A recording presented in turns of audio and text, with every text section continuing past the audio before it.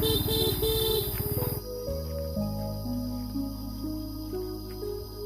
นนี้อาจจะเป็นห้วยนะ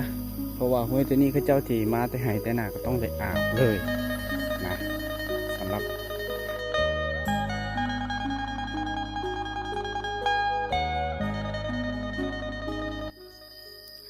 มือนี้ได้ตาเดียวเอาสบายดีทุกคนสบายดีตอนแรงเลยทุกคนเลยตอนนี้นะโอ้ทุกคนเลยนี่ละตอนแรงนะแต่เศร้าฮอตแรงตอนนี้กะเวลากับประมาณ17 โมงกับ23 นาทีบ่ได้ประมาณดอกทุกคนป่าไว้อยู่นี่สวิงมือสีสอนปลาตาหนาตัวนั้นไอเคฮักกันแล้วไทยหน้าทุกคนแล้วก็จกอีกทิ้งไว้สะสายเลยเครื่องใส่ไอเคฮักกันแล้วไทยหน้านะข้าเจ้าได้เมื่อก่อนไอเคกะอยู่ไทยหน้าให้มันแล้วเพราะว่ามาตอนเช้ามืออื่นก็มีแต่ขาดอย่างเดียวทุกคนขาดแล้วก็ดำเลยนะไทยไว้นะนี่แหละมือนี้ฮะก็ได้ตาเดียวอันนี้ทุกคนนี่ได้ตาเดียวตัวนี้นะแล้วว่ามารุ่นกันมืออื่นวันได้จักตานะทุกคนบางที่กามืออื่นไอเคสสี่เอาออกจักดูดน้ำหรือว่าจักสูบน้ำอะไรนะออกจักสูบน้ำสิมาสูบน้ำเลยทุกคนแต่ละปีก็ต้องได้สูบนี่ขนาดตาที่ต่ำกว่าหมู่ก็ยังบ่มีน้ำตัวนี้หลังจากน้ำท่วมปะแล้วฝนบ่ได้ตกเลยทุกคนเลยเวลาเขาไถก็ลำบากที่สุดเพราะว่ามันมีขี้ตมมาจากน้ำท่วมมันติดไว้อยู่ในอันขี้ไถนี่แหละโอ้ยมันติดตีนรถแล้วก็มันติดซบไถฮะเนี่ยนักอันนี้ทุกคนเลยนี่ป่าตัวนี้โอเคฮักกะแล้วไทยนะฮักกะแล้วไทยละป่าเป็นนี่ละมืออื่นสีเริ่มต้นขาดอันนี้มืออื่นแล้วก็กับตัวนั้นมืออื่นให้ได้ส่งตาโอเคถ้าว่าเอาใส่กับจักสูบน้ำจักดูดน้ำกะมันจะบ่หลายนะทุกคนเพราะว่ามันกะใส่เวลาสูบน้ำให้แหละคอยเล่งคอยยังทุกคนเลยหลังจากน้ำท่วมนี่แหละฝนกับบ่ตกเลยถ้าว่าฝนตกอาจจะไข่แน่มันจะตกล่างอันขี้ต้มที่ปิดขี้ไทยตัวนี้17 โมงนะ4 กิโลเมตรอย่างฮอดบานตะเวนประมาณยัง2-3 บาทจากตังภูตีนก็บ่ได้หลากนะแล้วหน้าจึงซักส่งซักเสือตัวนี้แล้วให้แล้วหน้าก่อน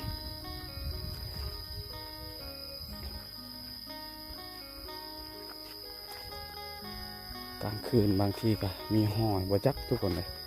แถวนี้นี่แหละส่วงน้ำท่วมมาเที่ยงนาอายเฮานี่มันก็ฮักกระท่วมได้ครึ่งเลยทุกคนได้ครึ่งเที่ยงมันท่วม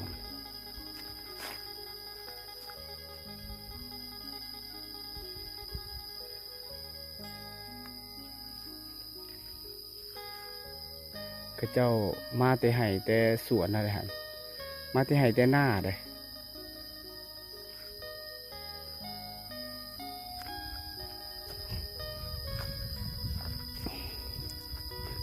เดี๋ยวเคกาซีลุยหยางแล้ววันนี้ทุกคนเลยหยางล้วนๆเลยถ้าว่าฝนตกยามกลางคืนอาจจะไข้แน่หน่อยนึงเขามีน้ำดำหน้าทุกคนเลยกล้ากับมันบ่งามแล้วช่วงนี้มันบ่งามหย่อนน้ำท่วมมันแหละ2 มื้อ 2 คืนมันจมน้ำมันก็แล้วเลยแหละถ้าว่าคนเฮาจมน้ำมันบ่ฮอดชั่วโมงนึงก็เรียบร้อยแล้วทุกคนถ้าว่าคนเฮาอันนี้มันพืชนะพืชกับมันยังทนไว้เฮาบ่ฮู้ว่ามันสิหายใจแบบใดเอาตอนนี้ลุ้นกันในระหว่างทางว่าเขาได้เห็นอีกอย่างแน่มาเบิ้งน้ำกันเลยทุกคนเลยได้เจอภายในระหว่างทางมาเตน่าตอนแรง5 โมงนะบางทีก็เจ้า เมื่อก่อนเมื่อจักเอากะเมื่อสาเนี่ยเพราะว่าที่ไทยนาในช่วง12 โมงครับกันนอนพักผ่อนนะทุกคน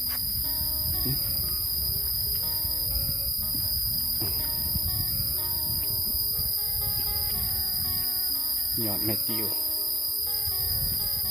ค่ะกินกับปลาแดกส้ม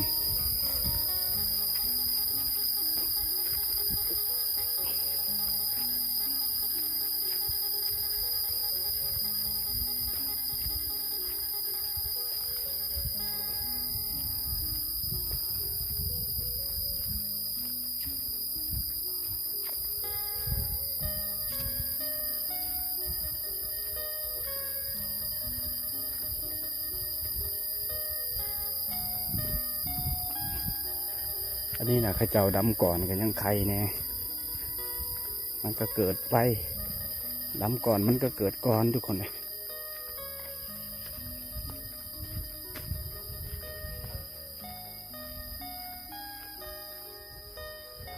เฮ้ยระบัดอันนี้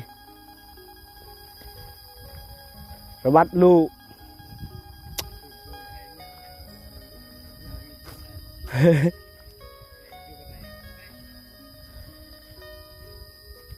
แต่berapa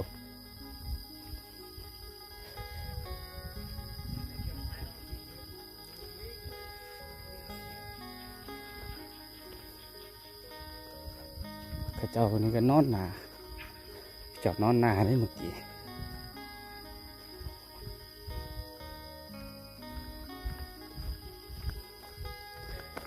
ตาตัวนี้ข้าเจ้าดำ2 มือจึงแล้ว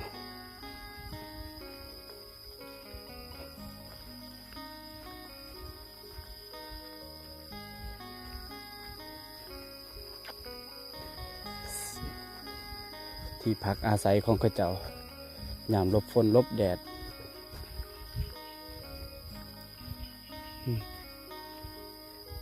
แต่เก้ามันเป็นน้องอยู่นี่ไอเคยจับเขียดตะปาดแต่จับกลางคืนนี่กันน้องแต่ว่าตอนนี้เขาจะรุดเป็นตาหน้าบดแล้ว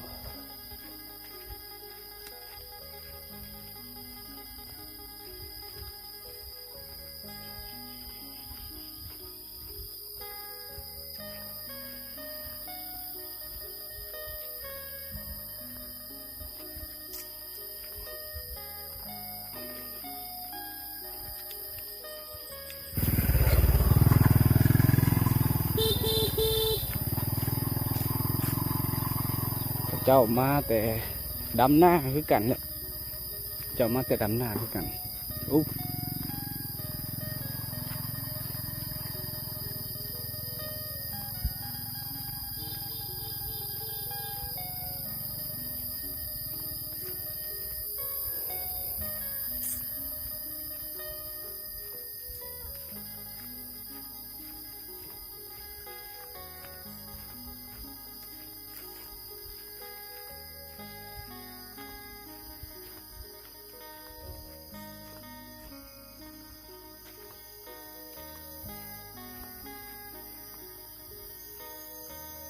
นี่คือทางแหว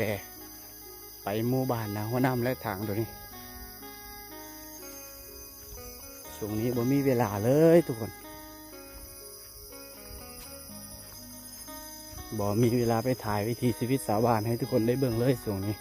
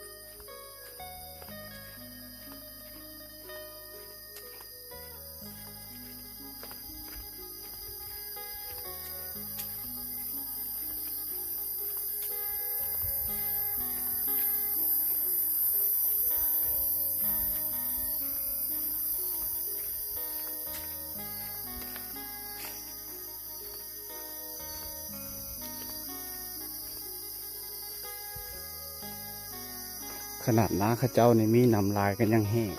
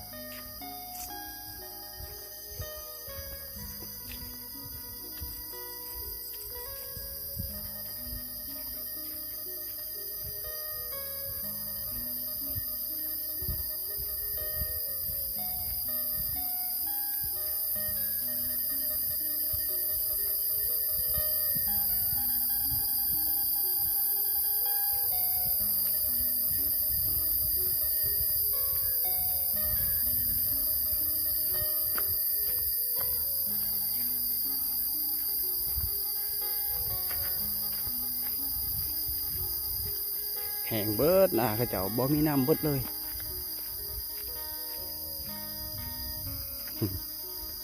แต่ช่วงน้ำยังบ่ทันได้ท่วมเลยมีน้ำเต็มไปเบิดตอนนี้เบิดแล้ว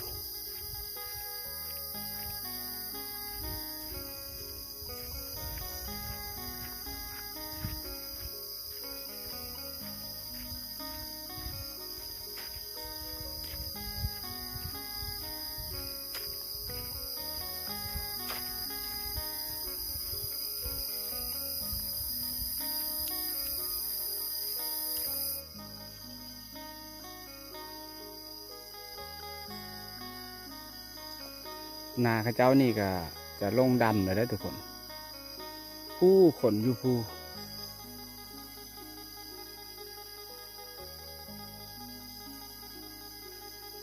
ให้ข้าเจ้าจะทางอยู่เทิงทงหน้าโลดข้าเจ้านอนหน้าเลยแต่ดอกไอ้เขนะดอกไอ้เขคันแท่หน้าขาดแล้วข้าเจ้าเฮ็ดเป็นอันนั้นอีกทุกคนเขาเลี้ยวมาใกล้ๆคือข้าเจ้าเฮ็ดอันนะกับดักป่าคือข้าเจ้าเฮ็ดตอนเลย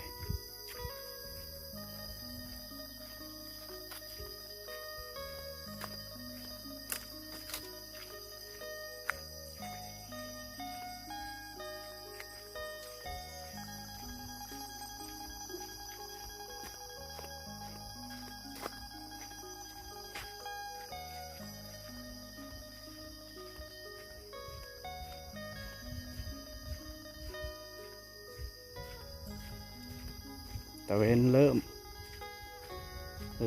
ตกดินเริ่มสีรับผู้18 โมงแล้วตอนนี้ออกหน้าเมื่อกี้17 โมงกับ23 นาทีตอนนี้ก็ใกล้ช่วง18 โมงแล้วทุกคนเขาก็ถ้าเห็นคนเขาก็ต้องสิขอยย่างผมก็ต้องแสงเขา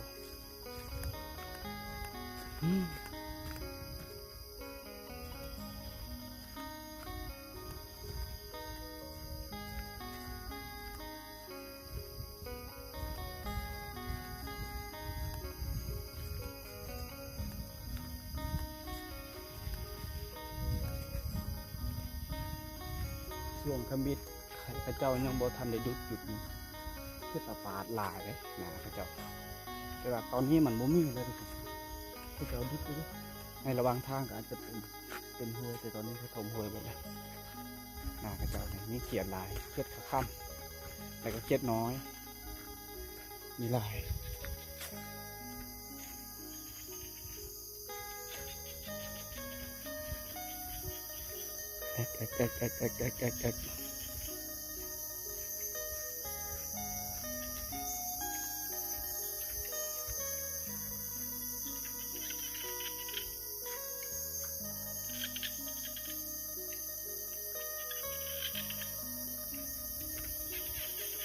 ขียดแอกแอกเอาต้องเอิญว่าเขียดแอกแอกโลดเขียดตัวนี้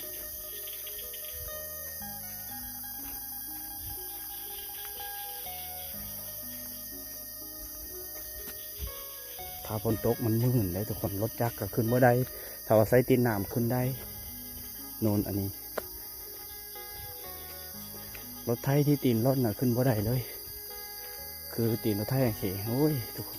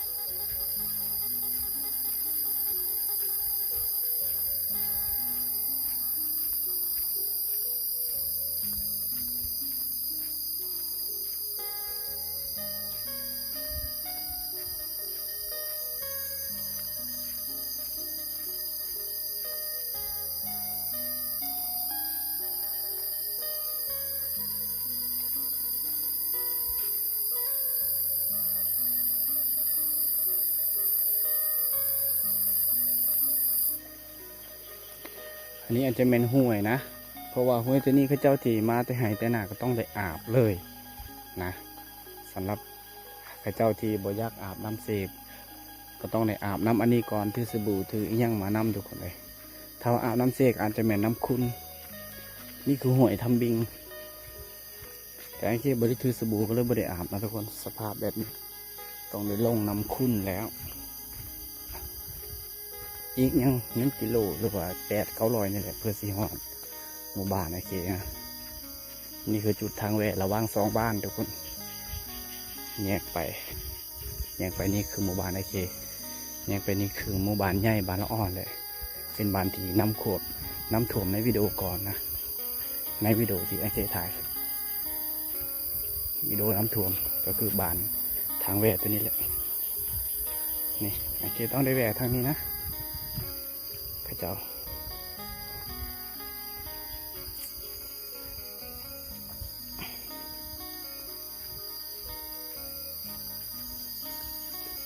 แวะทางนี้อาจจะมืดเดี๋ยวที่สิไปทางรถไทยนี่ทางคนย่างส่วนทางนี้คือทางรถไทยนะโอ้ทาว่าอยู่ผู้นะทุกคนไอเคก็เคยไปยิงกระหอกแต่ว่าช่วงนี้นะบ่ค่อยได้มีเวลาไปทุกคนสมองนี้แล้วก็หอกเข้ากินมักไหมนะ4-5-6 โมงนี่สมองนี้โคตรคักเลยน่าใครจะเอาดุดไม้กันนี่ดุดไม้ได้ตัวนี้แต่ว่าน้ำท่วมนะทุกคนสังเกตเอาโลดเขตน้ำท่วมนะอันนี้คือทางที่เจ้าเฮ็ดคันคู่คันใหญ่นะแต่ว่าน้ำก็เลยท่วมเบิดแถวนี้มันก็จะเฮ็ดให้ดินตัวนี้มันอ่อนเฮ็ดให้รถไถรถอีกอย่างไปบ่ได้แล้วก็เจ้าเฮ็ดหัวบ่ให้สัตว์ต่างๆสัตว์เลี้ยงเพราะว่าสิเป็นขวายงัวนะไปบ่ได้แต่ตอนนี้มันแห้งแล้วทุกคนไปได้แล้วมันแห้งแล้วตอนนี้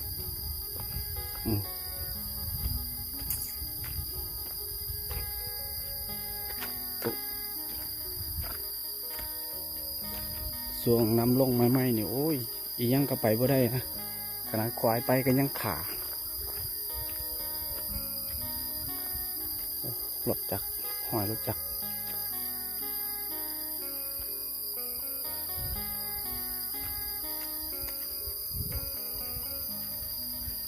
อย่างขึ้นโอ้ยมันก็ใช้เวลาคือกันให้ทุกคนเปิดสีหอดบาน บางที่ก็ชั่วโมงหนึ่งนะที่เดาๆว่าชั่วโมงหนึ่งนี่แหละขนาดไอ้ขี้ย่างกับไวเด้สำนี่แหละ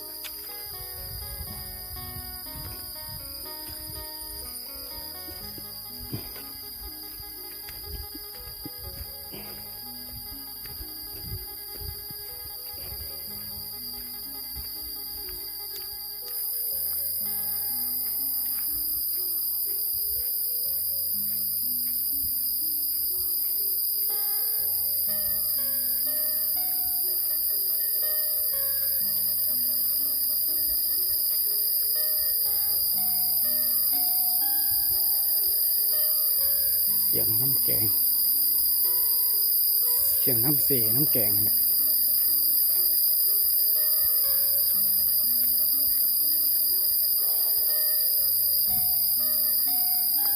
เขาเจ้าไทยหุดแล้วนะเขาเจ้านี่เขาเจ้าไทยหุดแล้วถ้าว่าเขาเจ้าไทยหุดเกิดเป็นการเขียดกลางคืนเลยทุกคน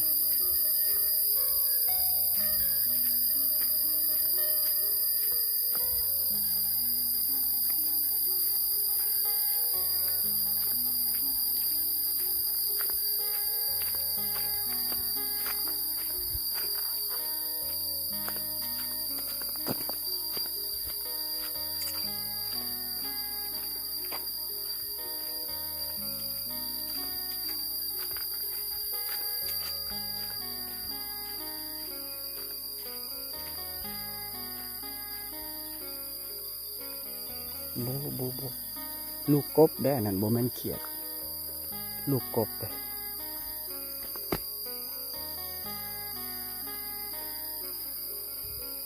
น้ำเต็มเลยน้องปลาน่ะโบมีแล้วน้องเขาเจ้านี่เพราะว่าหลายปีแล้วเขาเจ้าโบได้ปล่อยปลาธรรมศาสตร์กับมันโบมีดอกมันโบมีห่วยใหญ่ที่เนี่ย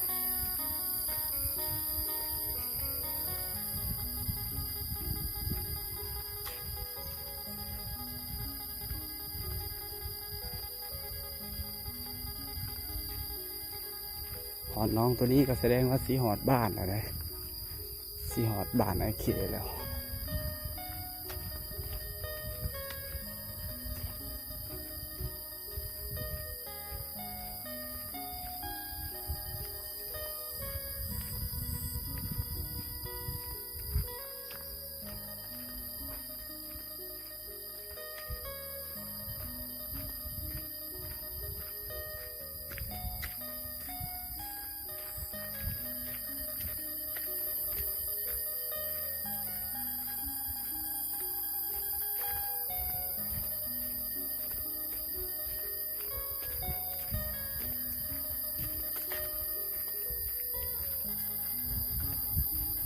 การย่างเขาก็ต้องเร่งความย่างไว้ทุกคน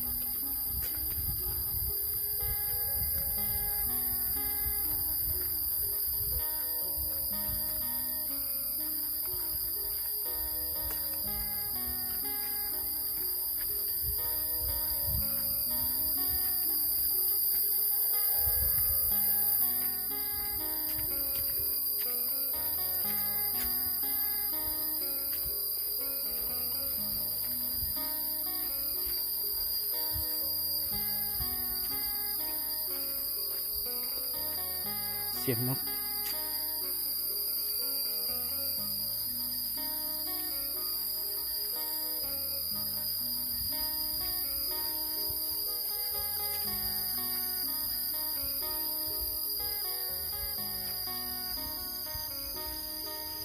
เสียงนกทุกคนเลยแต่ว่าเขาไม่ได้ถืออีกอย่าง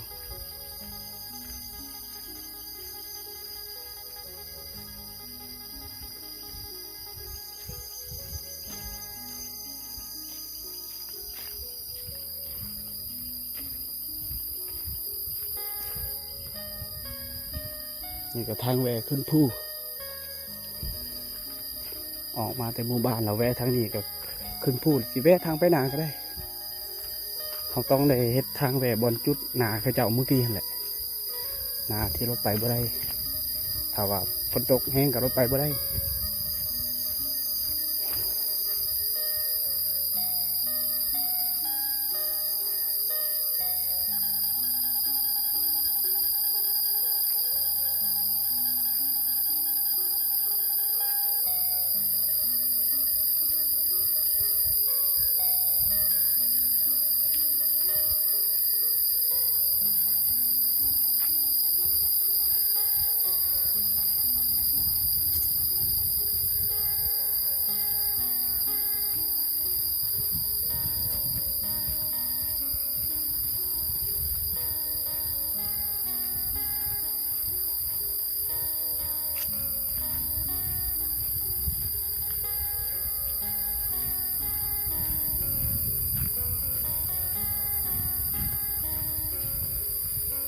งัวควายอันนี้บอนพระเจ้า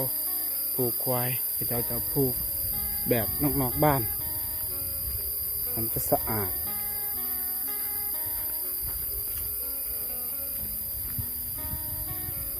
อันนี้ก็จะหอดหมู่บ้านเลยทุกคนเลยเดี๋ยวโอเคกับสีลงอาบน้ำนะ